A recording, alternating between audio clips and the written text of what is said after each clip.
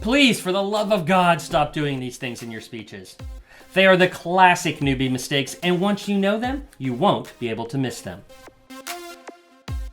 Distinctions for life. Helping you get what you really want in life with small changes that make a big difference.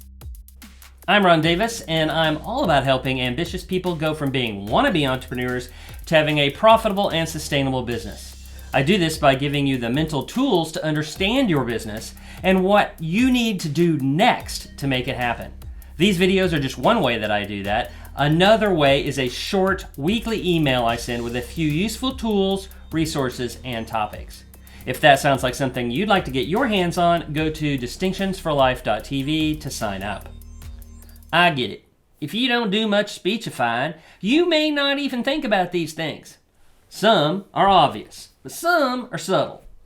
Some of it takes conscious choice on your part to do, and others will take time and training. Okay, I'll stop that. I'm sorry, world. First, as I talked about last time in the video about how to start your speeches, don't start with a joke or a thank you. I'm not going to go into that one too much because I've already explained it in the How to Start a Speech video. Go check that out if you haven't already. The change is a simple one because once you know it, you can avoid it. Next may take some time and training on your part. Newbies read their speeches. Newbies read their speeches either off a piece of paper or off their phones, and there are all kinds of problems with this. The biggest of which is a lack of eye contact. You should be looking at your audience as you speak, both to connect with them and to watch their reactions. Now, there is some debate among speakers on whether you should write out your whole speech or just make an outline. There are speakers that do both well, so find out what works for you. But let me tell you what I do. I write the whole speech early on. I do this by picking a structure and filling out the outline of that, and then writing out the whole thing. The reason I do it this way is so I can work out stories and transitions. Then I may go down to an outline for practice. When I give the actual speech, I don't use any notes. Speaking of outlines, newbie travesty number 3 is turning your outline into slides and then reading those slides. PowerPoints. I could go on a rant here, but I will try to restrain myself. 3 quick points about slides. Number 1, do you really need them?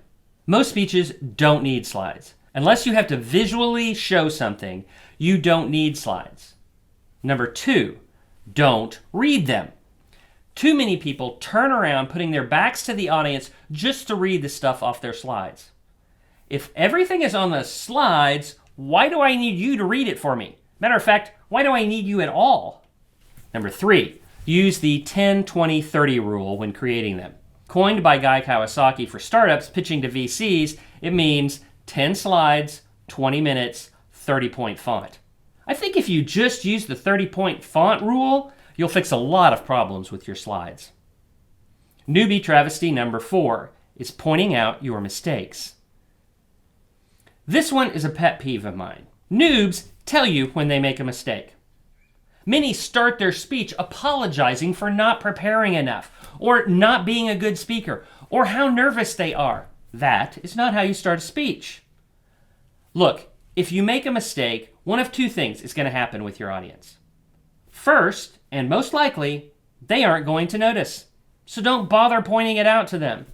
Second, they will notice, so you don't need to point it out to them. Just move on like it was no big deal. Travesty number 5, not getting to the point. One of the keys to creating great content in writing or speaking is to cut out everything that isn't needed. Focus, niche down. A classic sign that you are a noob is wandering around talking about whatever, getting distracted, going on tangents, and never getting to the point. Know what you want to convey, and then cut everything out that doesn't have to do with that message. There are a lot of speaker mistakes out there, but if you can clean out these, your speech will go to the next level. To recap, they are: don't start with a joke or a thank you. Don't read your speech. Don't use a PowerPoint as an outline. Don't point out your mistakes. And lastly, get to the point.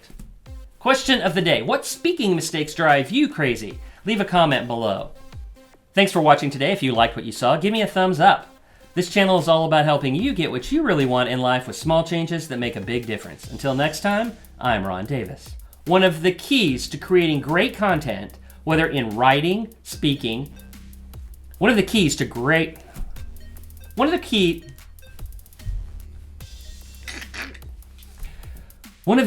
to creating great content in writing or speaking is to cut out everything it isn't needed.